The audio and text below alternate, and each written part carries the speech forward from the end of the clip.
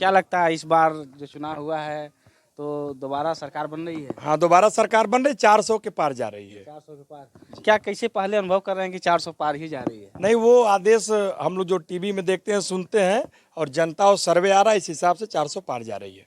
क्या स्थिति रही आज चुनाव की यहाँ? आज चुनाव की बहुत शांतिप्रिय तरीके से सभी सवर्ण समाज के लोगों ने हमारे गांव में, मुसलमान हैं, हरिजन हैं, सभी लोग, यादव जी, सभी लोग मिलके भाजपा को वोट किए।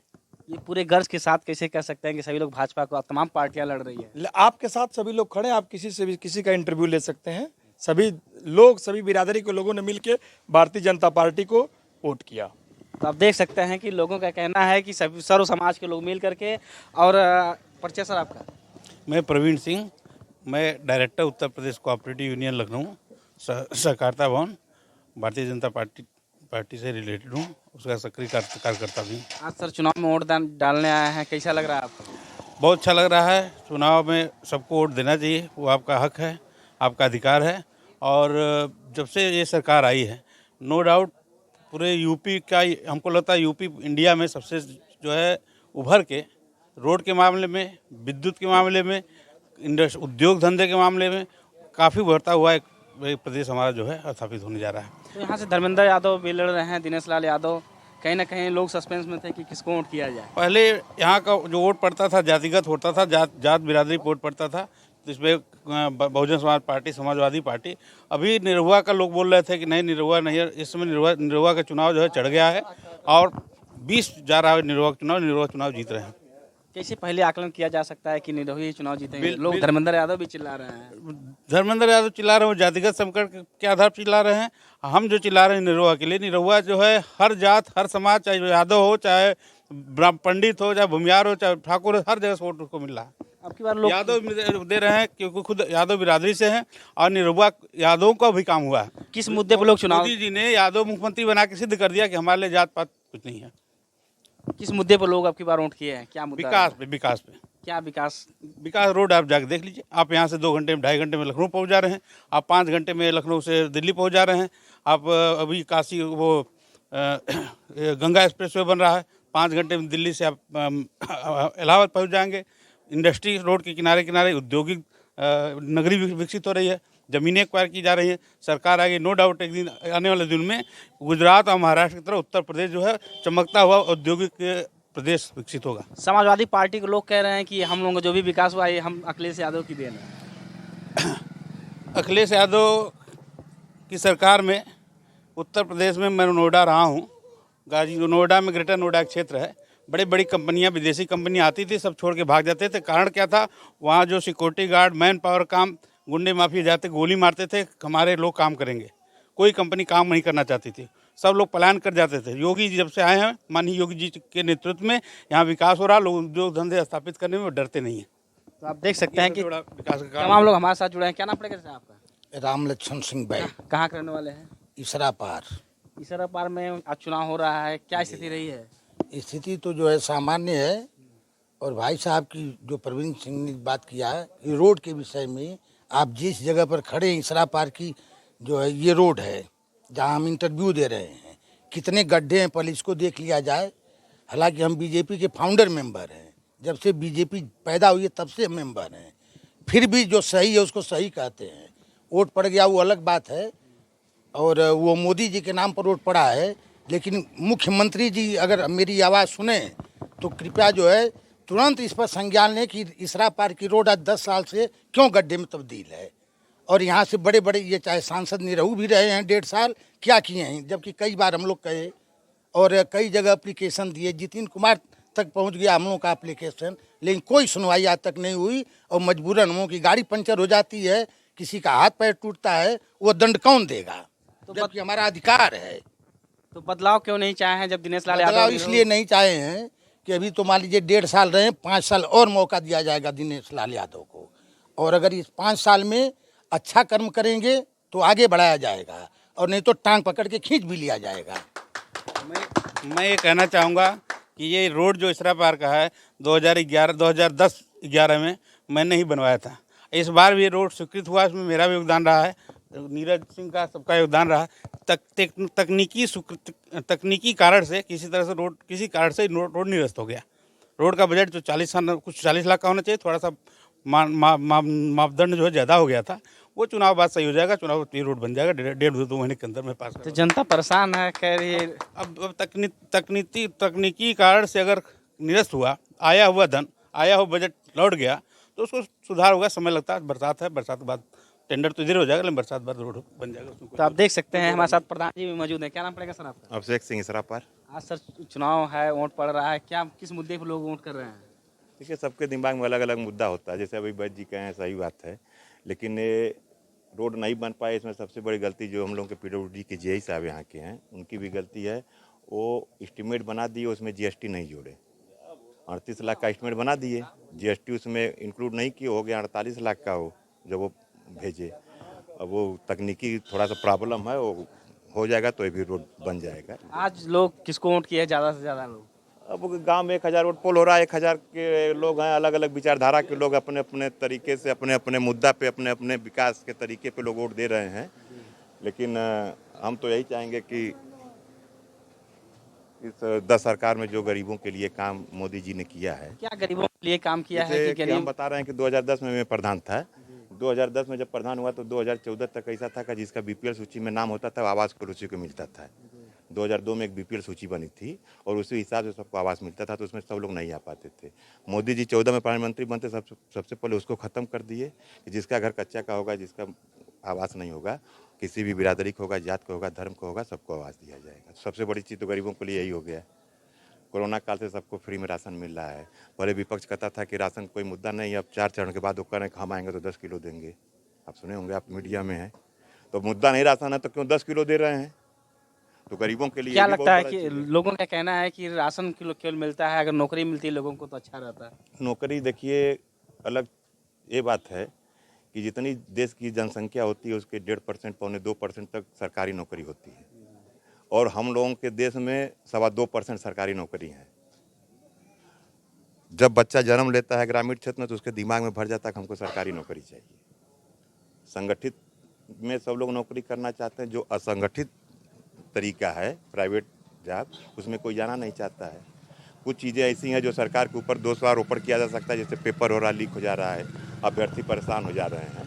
इसको थोड़ा योगी जी सुधारें, और बच्चों का जो पेपर हो रहा, क्या कमी मान रहे हैं योगी जी की? ये जो कमी नहीं है, 15-17 साल बाद भाजपा की सरकार आई है, बहुत क्षेत्र में इन्होंने सुधार किया है। जब ऊपर से नीचे तक सब लोग बैठे हैं तो सुधार में थोड़ा समय लगेगा, धीरे धीरे वो भी सही हो जाएगा। हम यही उम्मीद करते हैं कि अगले साल पंचवर्षीय पूरा होते होते योगी जी का इसमें भी सुधार आ जाएगा। तो हमारे साथ बूथ अध्यक्ष भी मौजूद, और भी लोग मौजूद हैं। क्या नाम पड़ेगा भैया? संजीव सिंह, क्षेत्र पंचायत सदस्य सरापर। तो क्या लग रहा है इस बार लोग किस मुद्दे पे वोट किए हैं? इस बार लोग राष्ट्र हित के मुद्दे पे सर्व समाज के लोग, सभी जाति धर्म से ऊपर उठ के भारतीय जनता पार्टी को वोट कर रहे हैं, और भाजपा बहुमत के साथ सरकारी बनाने जा रही है। मोदी जी के कार्यों पर, योगी जी के कार्यों पर समस्त जनता वोट कर रही है। जनता वोट कर रही है, लेकिन युवा जो है बेरोजगार बिना तरस रहा है। नहीं, जब भी पेपर हो रहा है, पेपर लीक हो जा रहा है। हाँ, 2 पेपर लीक हुए हैं इस सरकार में, 2 ही पेपर लीक हुए हैं, एक पुलिस भर्ती का, एक टीचर वाला।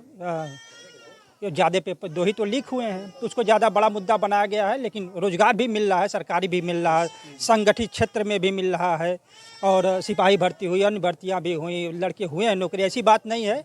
लेकिन जिस बड़े पैमाने पर लोग अफवाह कर रहे हैं उतना नहीं नुकसान है कोई।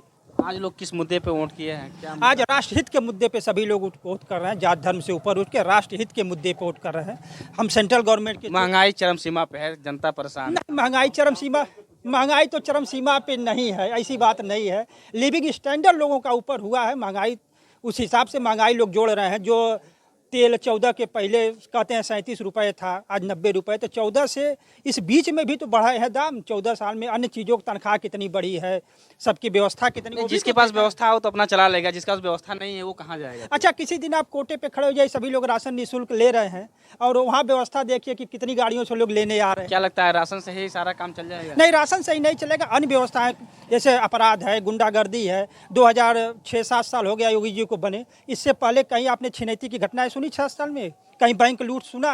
कहीं बैंक से कोई पैसा निकाला कहीं सुना? जनता निश्चिंत 12 बजे रात को भी कहीं से आए अपने गाड़ी की। इससे पहले ये दशा थी कि कोई हिरंडा लेके घर से लड़का शाम को निकल जाता तो परिवार उसका डरता था कि रात में घर वापस आएगा कि नहीं।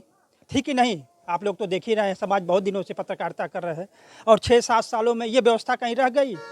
मोदी जी की सरकार 10 साल पहले बनी, उससे पहले हर सार्वजनिक स्थानों पर परिवहन हो कुछ हर जगह लिखा रहता था कि अज्ञात वस्तुओं को न छुएं, लिखा रहता है या नहीं लिखा था? ये 10 साल में ये कहीं अब सार्वजनिक स्थानों पर दिखाई दे रहा है कि अज्ञात वस्तुओं को न छुएं, इसमें बम हो सकता है?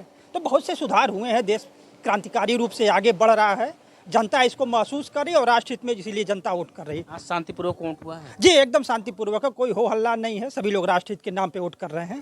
तो हमारे साथ और भी लोग मौजूद हैं। आइए एक बार प्रधान जी से फिर बात करते हैं, क्या कहना चाहते हैं प्रधान जी? मीडिया चाहे जनता जब भी बात करती है महंगाई पे, तो 2014 से 2024 की बात करती है। थोड़ा सा उसको 10 साल मनमोहन सिंह जी प्रधानमंत्री देश के रहे हैं, तो उसको 2004 से 2014, 2014 से 2024 करिए। 2004 में पेट्रोल 35 रुपया था, डीजल 32 रुपया था। 2014 में जब मनमोहन सिंह हटे तो 67 रुपया था, लगभग डबल। 24 में 10 साल हो गया, डबल तो हुआ नहीं है। सिलेंडर जो सब्सिडी वाला था वो तो 400 मिलता था, जो बिना सब्सिडी वाला था वो भी 1000 के करीब था, आज 920 रुपया है। महंगाई की बात होती है, समय पे महंगाई बढ़ती है। पहले मजदूरी कितना मिलती थी, आज मजदूरी कितनी हो गई है। पहले तो वेतन कितना मिलता था। और इसी मोहल्ले में, जिस मोहल्ले में आप खड़े हैं, गरीबों की बात किए हैं, इसी मोहल्ले में मैं जब प्रधान हुआ हूँ, उज्ज्वला योजना के तहत करीब 20 सिलेंडर दिलाया गया है। और वो 20 सिलेंडर में 5 सिलेंडर देने की नहीं है, बात नहीं महंगाई की नहीं है। नहीं, बात महंगाई जहाँ 350 सिलेंडर मिल रहा था, 600 आज बतिया सीधे- सुनिए ना, सीधे बतिया मेरी 1200 सुनिए, रुपया मिल रहा बतिया है। मेरी सुनिए। उज्ज्वला पे 620 रुपए का सिलेंडर मिल रहा है। उज्ज्वला कनेक्शन जिसका है 300 रुपया सब्सिडी उसकी आ रही है, 620 रुपया मिल रहा है। और साल भर में 3 सिलेंडर फ्री उसको मिल रहा है। तो 14 में 450 मिलता था, इस समय 620 में मिल रहा है। कितनी महंगाई हुई 10 साल में। अरे तो रोजगार भी तो देखिए, रोजगार भी तो नहीं मिला युवाओं को। जब भी पेपर हो जा रहा है, लीक हो जिसके जा रहा हाथ है। में देखिए, सबके हाथ में 20,000 की मोबाइल होगी। बच्चों के हाथ में देखिए, घर के महिलाओं के हाथ में देखिए, पति पत्नी बच्चे एक एक घर में 20-20 हजार की मोबाइल है। क्या मोबाइल 1 से लाख विकास समझते हैं? तो रोजगार नहीं है, कमाई नहीं, तो 1 लाख की मोबाइल कैसे हर परिवार में है? 1 लाख की मोबाइल आप कम लोगों को देखेंगे जिसके पास 1 लाख की मोबाइल। 1 लाख नहीं, एक परिवार में 5 मोबाइल है। पति पत्नी माँ बाप सबके हाथ में मोबाइल है 20-20 हजार की। 1 लाख की हो गई। अगर कमा नहीं तो 1 लाख मोबाइल कहाँ से खरीद रहे हैं? 1500 महीना, 300 रुपये हर महीना, मतलब 1500 2000 पर रिचार्ज कहाँ से करा रहे हैं?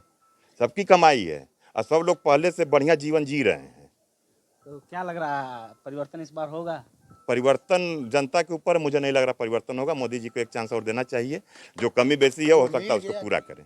तो हमारे साथ और भी लोग मौजूद हैं, क्या नाम पड़ेगा? एक सेकंड। जो महंगाई की बात आप किए हैं, तो महंगाई है कहाँ और बेरोजगारी है कहाँ? अगर आप बता रहे हैं कि कांग्रेस के ज़माने में बेरोजगारी नहीं थी, तो मैं इंदिरा गांधी के समय से जो है हाई स्कूल पास किया और आज भी बेरोजगार हूँ। चाहे मुलायम रहे हों, मायावती रहे हों, कल्याण, नारायण दत्त तिवारी, मोती नंदन बांगुड़ा और जोगी जी, बताएं क्या मुझको जो है, मैं ग्रेजुएशन किया हूँ और बेरोजगार हूँ।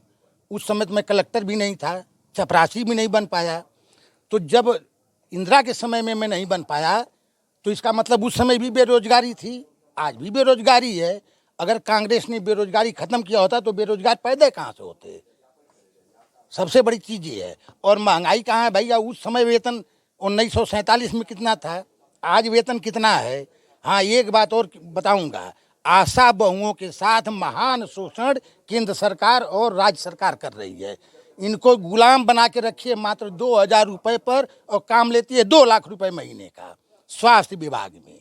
और यह जो है सुप्रीम कोर्ट भी आंख मूंदी है, वो नहीं देख रही कि क्यों इतना शोषण हो रहा है। स्वतः संज्ञान लेना चाहिए सुप्रीम कोर्ट को कि यह आशा बहुओं को आप गुलाम बना रखे हैं, क्यों ड्यूटी दे रहे हैं? जब आप पैसे नहीं देते तो आदेश देने का अधिकार किसने आपको दिया है? संविधान ने भी इनको अधिकार नहीं दिया है। ये आशा बहुओं की बात बता रहा हूँ, धूप में जल रही है, इलेक्शन ड्यूटी लगी है, चवन्नी एक नहीं मिलेगी। और 2014 से मैं देख रहा हूँ ड्यूटी लग रही है, पैसा एक नहीं मिल रहा है। तो सरकार संज्ञान में ले और चाहे तो मुझसे टेबल टॉक कर सकती है इस विषय में। शोषण का अधिकार संविधान किसी को नहीं दिया है, फिर केंद्र सरकार या राज्य सरकार आशा बहुओं के साथ शोषण क्यों कर रही है? क्यों नहीं इनको उचित वेतन मान दे रही है? और बताऊं, 2006 में आशा बहुओं की नियुक्ति हुई, एक दिन टीकाकरण का होता था तो 150 रुपये, 2024 में भी 150 रुपये मिल रहा है। और विधायकों का, मंत्रियों का, मुख्यमंत्रियों का वेतन कितना गुना गया, या अन्य विभाग में जितने भी लोग हैं उनका वेतन तो बढ़ गया। आशा बहुएं जो हैं गुलाम हैं, किसकी गुलाम हैं, मैं पूछना चाहता हूँ। इस पर संज्ञान लीजिए और कोर्ट को स्वतः संज्ञान लेना चाहिए कि आशा बहुओं के साथ इतना बड़ा शोषण आप कैसे कर रहे हैं। सारा काम स्वास्थ्य विभाग का आशाओं, और जबकि 8वीं पास पर रखा गया है। जो झाड़ू लगाते हैं 5वीं पास पर रखे गए, 35,000 रुपये महीने पा रहे हैं 2 घंटे का, और 24 घंटे आशा बहुओं की ड्यूटी है। मेरी बात कोई सुनता नहीं है। और जबकि मैं सही कह रहा हूँ, किसी स्तर पर कोई भी चाहे सीएमओ अधिकार आदेश देता है ये काम करो, सीएमओ दम नहीं है कि पैसा दे दे उसका। कई ऐसे काम कराए जाते हैं आशा बहुओं से जिसका कोई पेमेंट नहीं। अब आज इलेक्शन ड्यूटी हुई, कोई पैसा नहीं मिलेगा, लेकिन उस धूप में जली हैं। और 2014 6वीं बार की बार हुआ, कोई पैसा नहीं मिलता है। या अन्य काम जो है, अभी जैसे आभा कार्ड बनाने के लिए है, सभी लोग आदेश देते हैं कि आशा बहुएं बनाएंगी, जबकि टोटल इंग्लिश में रहता है। अच्छा, आधार लीजिए, सबका जुटाइए, धूप में घूमिए, लेकिन पैसा उसका एक नहीं।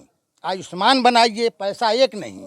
तो मैं पूछना चाहता हूँ कि किसकी नौकरानी है आशा बहुएं, और कौन आदेश देता है और क्यों देता है, इसका कारण बताए। अच्छा, समाजवादी पार्टी के लोग कह रहे हैं कि संविधान बचाना है तो समाजवादी पार्टी संविधान तो बचा है, संविधान तो वो सब खत्म किए थे।